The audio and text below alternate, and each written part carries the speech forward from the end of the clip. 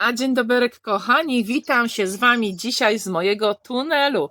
Chciałam powiedzieć szklarni, ale nie, jest to tunel z folii. Family Village Life, mieszkamy w północnej Szkocji.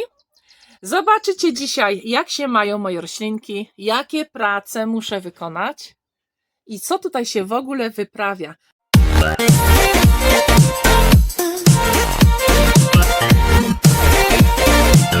No to zacznijmy od początku. W tym tunelu znajdują się na ten moment, na pierwsze dni czerwca, pomidorki. Jest to oczywiście największy procent roślin, które znajdują się w tym tunelu. Papryki, których tu być nie powinno technicznie i one zaraz stąd wylatują. To nie jest ich miejsce, to nie jest wasz tunel, chciałam powiedzieć, ponieważ w tym tunelu mają się znajdować w tym sezonie wyłącznie pomidorki. Ale żeby wykorzystać przestrzeń i wykorzystać ten moment, kiedy moje pomidorki nie są jeszcze tak rozbujałe, nie są tak wyrośnięte, ja sobie wysiałam w tym roku rzodkiewkę, robię tak co roku, czasami jeszcze tu wpada sałata, w tym roku sałatę dałam na zewnątrz, ale mam troszeczkę rzodkiewki. Odwrócę teraz kamerę i zobaczycie. To jest moja rzodkiewka, którą wysiewam bokiem, boczkiem tam, wiecie, żeby nie przeszkadzać pomidorom. Jeżeli ona oczywiście już da mi warzywo, to ja się pozbędę wtedy rzodkiewek i z boku będę miała te krawędzie czyste, przejrzyste. Nie sieję w środku, żeby nie przepychać się przez te moje sadzonki pomidorów. Nie mam tych rzodkiewek dużo, ale już wiecie, już tak do śniadanka może coś z tego być. Pierwszy rzut to jest mój, nie wiem czy ostatni, może potem dosieję, wszystko kwestia jak to urośnie, czy nie pójdzie w kwiat, czy będę z tego miała pożytek. Bazylia, rośnie pięknie bazylia i tutaj przejdźmy, ja mam jeszcze te śmierdziuszki, aksamitki, rosną mi pięknie też i aksamitki i bazylię to mam tak porzucaną pomiędzy. Dlatego, że ja koło tego nie robię, z tym się nic nie robi. Bazylię mam tu raczej przy froncie, żeby się nie przepychać i obrywać. Tu mi coś zaczęło zażerać. Teraz zauważyłam, psuje mi się ta bazylia, ale ta jest dość piękna, zielona. I na bokach też są pomidorki, słuchajcie. Tutaj w tym rzędzie, w tych pojemnikach są papryczki. Ja Wam tu zrobię zbliżenie, bo dość ładnie mi owocują, ale one, tak jak powiedziałam, będą mieć swój tunel. One wylecą, tylko wszystko mi się przedłuża, wszystko mi się opóźnia, bo czasu brak. No tak, największym problemem w tym momencie jest brak czasu. Jak wiecie, my oboje z mężem pracujemy zawodowo, mamy etaty. Oprócz tego oczywiście wiadomo, rodzina, dzieci, mamy teraz imprezę, córka będzie podchodzić do pierwszej komunii świętej. Dużo się dzieje, dużo też jest przy domu robione, w domu robione, bo ten remont troszeczkę nam tak przeciągnął, albo na przykład wiecie, odkąd mamy tą nieruchomość, ten malutki wiejski domek, takie sprawy główne, takie na już, niecierpiące zwłoki zrobiliśmy szybko. Natomiast takie, które odkładaliśmy albo stwierdziliśmy, a nie robimy, a nie potrzeba nam tego, odłożyliśmy to, żeby w ogóle tego nie robić, albo odłożyć to w czasie. I teraz tak pomyśleliśmy, że może warto to zrobić. I tak, takie wiecie, dubaninka, niektóre takie małe rzeczy, chcemy troszeczkę koło domu zrobić ładniej, ala chodnik, ala kamyczki, nie wiem, jeszcze kombinujemy, wiecie. Kwestia budżetu naszego, kwestia, że nie chcemy za dużo wydać, wiadomo, nie chcemy w tą nieruchomość za dużo włożyć. I potem kwestia, żeby to jakoś wyglądało, wiadomo, nie wylecę z jakąś nowoczesnością, z jakąś fajną, wiecie, symetrią, ozdobą, która by super pasowała do nowych domów. Nie wylecę do takiego starego, wiejskiego, farmerskiego domku, to musi mi wszystko współgrać, więc nie mogę przesadzić z nowoczesnością, ale chciałabym tak schludnie, chciałabym tak, żeby mi się to błoto nie nosiło do domu, wokół domu, żeby było w miarę przejrzyście, ogarnięte, więc to jest strasznie pracochłonne, bo tym się zajmujemy dopiero po pracy, a jeżeli nawet są jakieś sprawy do ogarnięcia, czy z dziećmi, czy ze szkołą, czy inne sprawy zawodowe, dodatkowe, to zajmuje to czas i wtedy priorytetyzujemy te sprawy, no a ogród i remont domu leży, więc tak to wszystko jest właśnie robione na tą chwilę, wszystko tak na jednej nodze troszeczkę, a że mamy ten sezon taki teraz, wiecie, w pełni w sumie, prawda? Na pewno też spędzacie czasu bardzo dużo w swoich ogrodach.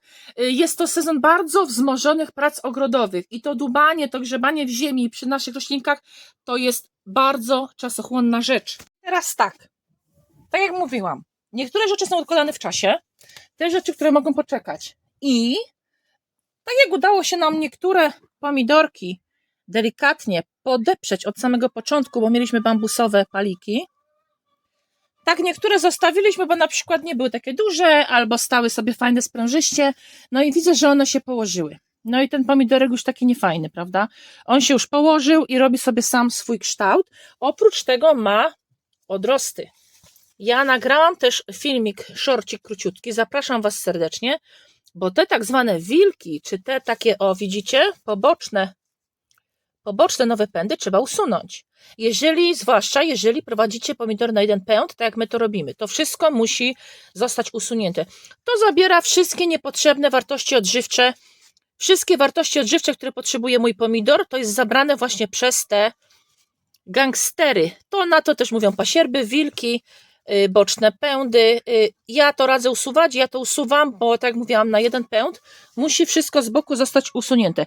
Zdarza się tak, że jak się zarobimy, zapracujemy, skupimy swoją uwagę na innych rzeczach, to pomidor nam stworzy drugi pęd, a my wielce zdziwieni, co to tu robi, jak ja prowadziłam na jeden pęd. Ano robi to tu, że przegapiłaś, kobieto, i nie usunęłaś bocznego pędu. I zdarzyło nam się tak w zeszłym roku i kilka pomidorków zostały na dwa pędy. Z naszej nieuwagi, słuchajcie, z naszej nieuwagi raz na jakiś czas spadałam do tunelu, no i pomidor żył swoim życiem i cwaniak mi wypuścił kolejne pędy. Na czas nie usunęłam, a potem już za duży pęd, żeby go usuwać, bo bym zniszczyła roślinę. Dlatego radzę Wam być czujnym. Kolejny wilk. Zobaczcie, jakie odrosty. I zobaczcie, jakie boczne pędy. Tu jaki cwaniak. O, widzicie? I praca na dzisiaj to jest właśnie usuwanie tych bocznych pędów. Wszystkich bocznych. Nie ma litości, słuchajcie. Nie ma litości. Dlatego, że okażecie litość i potem macie dodatkowe pędy do wyżywienia przez Waszą roślinę. Co za tym idzie? Ano tracicie na jakości tego, tracicie na owocach, na wartościach odżywczych i obudzicie się z ręką w nocniku z bardzo brzydką rośliną, niewydajną rośliną, która ma zabrane składniki, żeby wyhodować fajne pomidorki.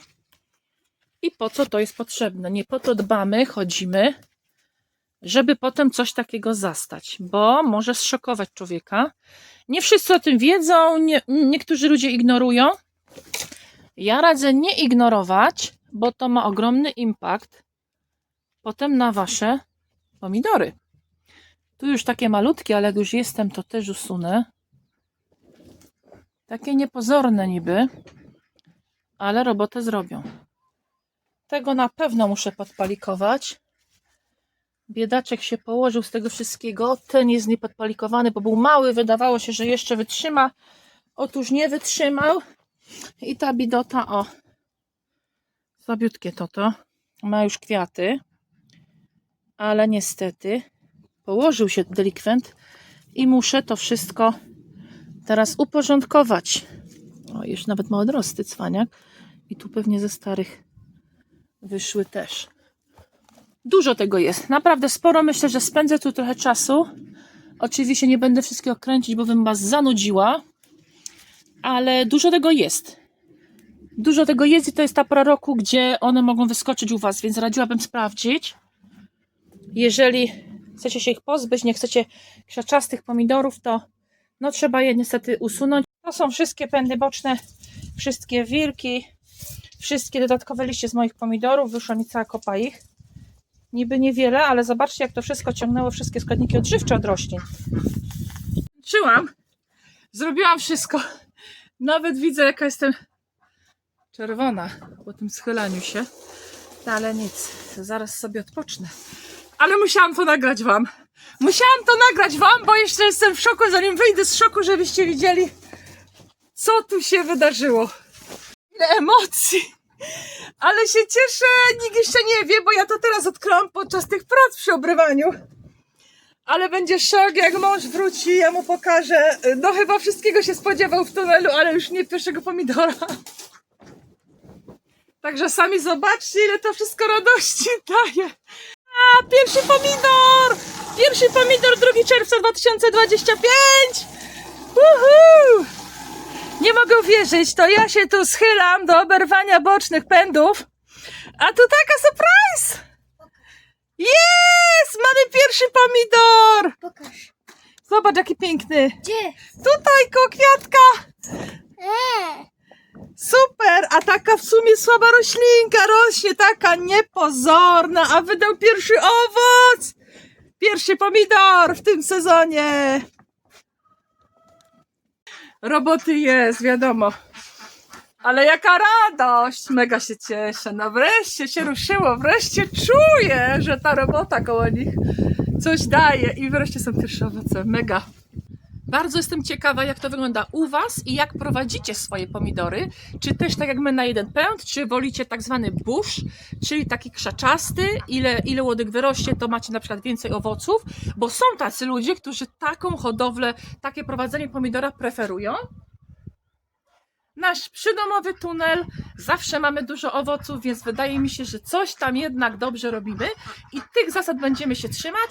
W tym momencie, w tym sezonie w naszym tunelu będą wyłącznie pomidory. Król Pomidor dostał swój tunel, więc wielkie święto, bo w sezonie 2025 będą tylko tutaj pomidorki. Natomiast jak przerzucę już paprykę i ogórki do drugiego tunelu, to tam zobaczycie dopiero co da na kiju, bo tam mam też więcej rzeczy. Jest to dużo mniejszy tunelik, ale robotę swoją robi, bo bardzo chroni moje rośliny przed tą pogodą, przed tym wiatrem, który jest tutaj.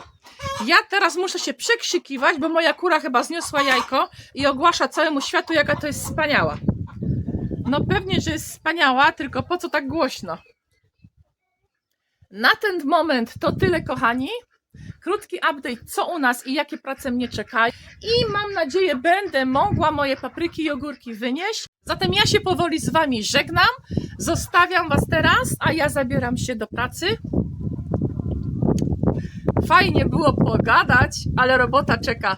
Życzę Wam wspaniałego dnia i mam nadzieję do zobaczenia na kolejnych naszych filmikach. Serdecznie pozdrawiamy z północno-wschodniej Szkocji. Do zobaczenia.